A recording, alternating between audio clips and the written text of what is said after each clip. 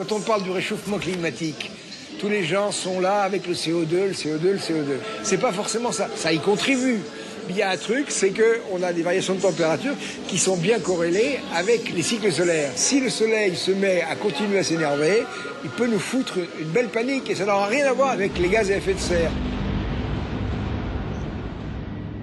Le Soleil suit un cycle d'évolution avec des périodes où il est en faible activité et des périodes où il arrive en forte activité. Tous les 10-12 ans, on a des effets d'augmentation de l'activité solaire. Ça, on la connaît, on peut presque la prévoir en fonction de l'évolution des observations qu'on fait sur le Soleil. Le dernier maximum d'activité a eu lieu vers l'an 2000 et donc le prochain maximum d'activité sera vers 2012. Cette activité a été suivie depuis très très longtemps par notamment l'observation de ce qu'on peut voir à la surface du Soleil, qui est ce qu'on appelle des taches solaires. Ces taches solaires correspondant en général à des zones d'irruption solaire. Cette matière est éjectée dans l'espace et va suivre les lignes de champ magnétique du Soleil pour arriver jusqu'à la Terre. Il y a des flux de type électromagnétique qui peuvent être plus ou moins intenses et à partir de là déclencher un certain nombre de désordres sur les technologies de type satellite notamment qui environnent la Terre. On sait par ailleurs que le Soleil finira de toute façon par nous absorber, par une bouffée de chaleur finale avant de mourir.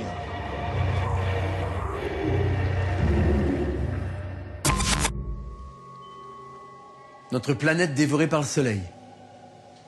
C'est terrifiant. Et cet apocalypse solaire, c'est justement ce que prédit le Webboat pour 2012. Le Webboat. Vous ne savez pas ce que c'est ? Le principe du programme est de collecter des données sur Internet, dans les blogs, les forums, les sites web. À partir des données collectées, c'est analysé par un logiciel programmé par le responsable Webbot. Et ça lui sort des mots et des courbes qui lui permettent en fait de faire des prévisions. Le Webbot analyse l'inconscient collectif et à partir de là, il va faire des prévisions en se basant sur le fait que si les gens changent de langage ou si on commence à parler plus d'une certaine chose, etc., il peut se passer un événement prochain sur ce sujet-là. Grâce à ça, ils ont réussi à prévoir à peu près avec 3 mois d'avance les attentats du 11 septembre.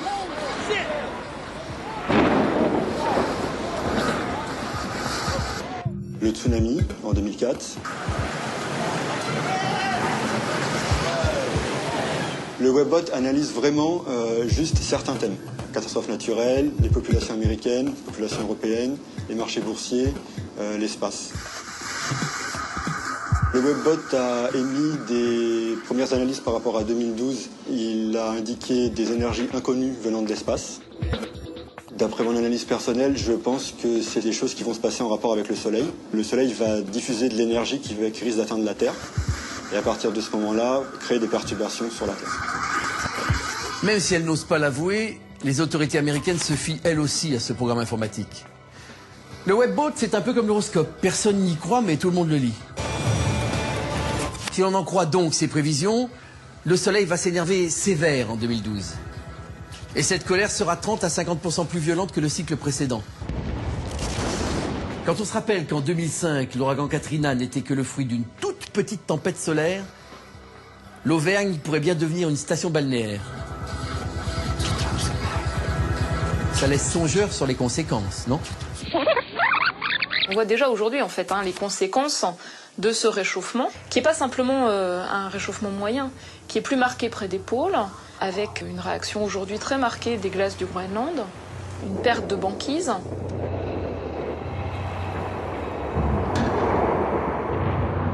Depuis 2005, la banquise au niveau de l'océan Arctique a perdu près d'un quart de sa surface, et c'est bien plus rapide qu'on ne l'attendait dans tous les calculs des modèles de climat.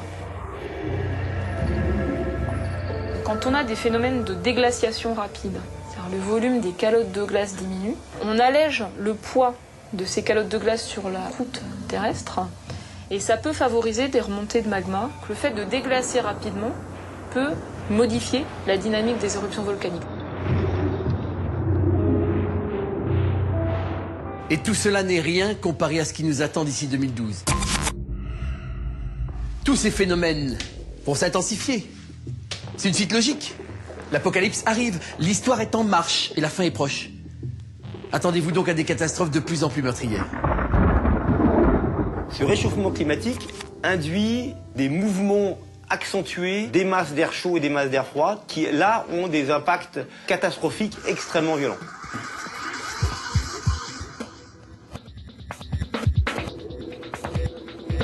Certains phénomènes qu'on peut appeler extrêmes, type vagues de chaleur, sécheresse persistante ou très forte précipitation, sont en augmentation.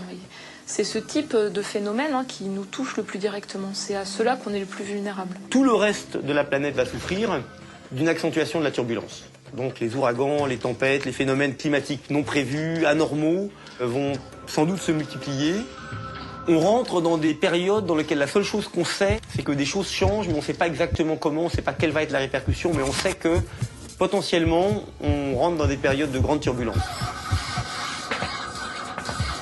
On a une dépression, par exemple, donc un ouragan, c'est un cyclone, c'est essentiellement une dépression. L'air est décomprimé, donc on soulage les roches en quelque sorte. Et si vous avez une faille dans cette zone qui est soulagée de la pression atmosphérique, la petite dépression et le petit soulagement de poids sur cette faille, en fait, décomprime la faille elle-même. Et donc on peut avoir une sismicité associée à ces passages de dépression.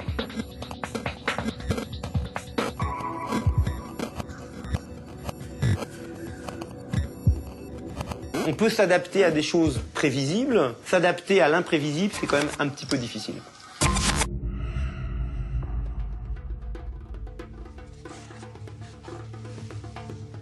Prévoir l'imprévisible.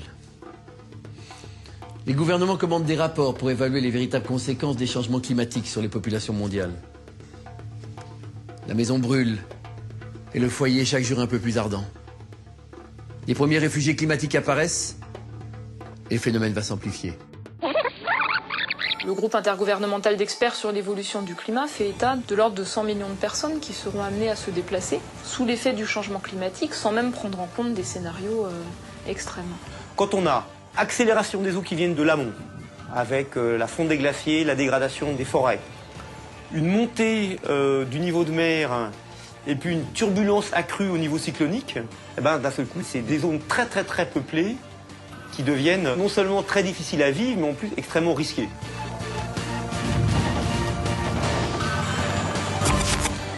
Qu'on soit aspiré par le soleil, foudroyé par un corps céleste, ou bien encore que certains pensent que c'est à cause de l'homme, quelle que soit la manière, nous allons disparaître.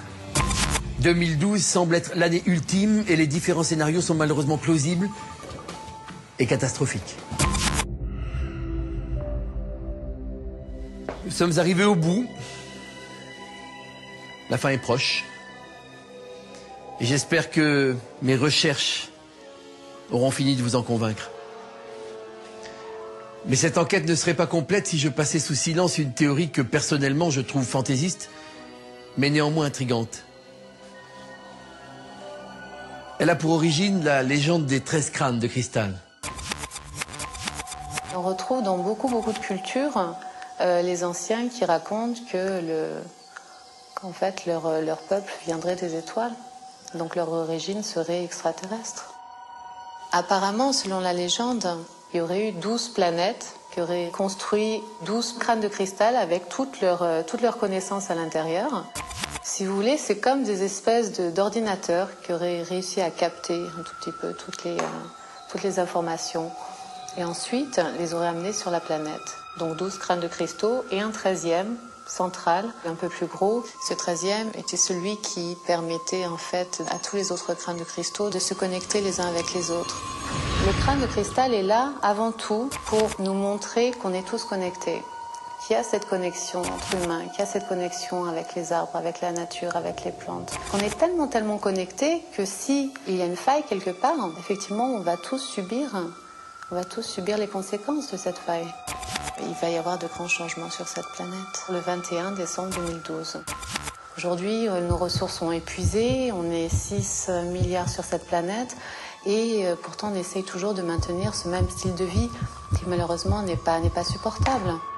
Nous arrivons à un point terrible, qui est en fait la destruction de notre espèce, tout simplement.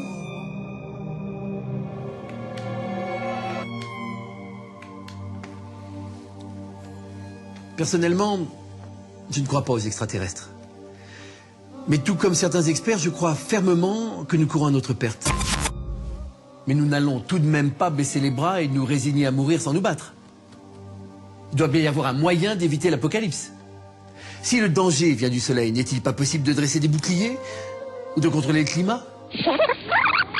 Je pense que c'est un long rêve en fait de pouvoir maîtriser à la fois la météo et le climat. C'est un long rêve. L'HAARP est une grande antenne qui nous permet d'émettre des ondes radio dans la haute atmosphère et ainsi de recréer à une petite échelle des radiations identiques à celles émises par le Soleil. Ces ondes radio sont projetées dans la ionosphère. Quand ces ondes percutent les molécules de l'atmosphère, elles ont tendance à accélérer les particules subatomiques et la température s'élève. Une autre hypothèse qui a été émise par Paul Crutzen, qui est un prix Nobel de chimie, qui est extrêmement inquiet par rapport au risque de changement climatique, elle était de dire « essayons d'imiter une éruption volcanique ». Lui, sa suggestion, elle est de transférer de manière efficace des particules, des petites poussières en fait, dans la haute atmosphère, pour imiter l'effet d'une éruption volcanique et donc atténuer la quantité d'énergie solaire qui arrive. Je pense que ça pose des problèmes d'abord technologiques qui ne sont pas du tout résolus, et puis également des problèmes quelque part éthiques. Parce que si vous disposez d'une technologie spatiale et que vous pouvez manipuler quelque part le climat pour votre intérêt à vous, vous allez très certainement le dégrader pour vos voisins. Et je pense que ça ne se fera pas.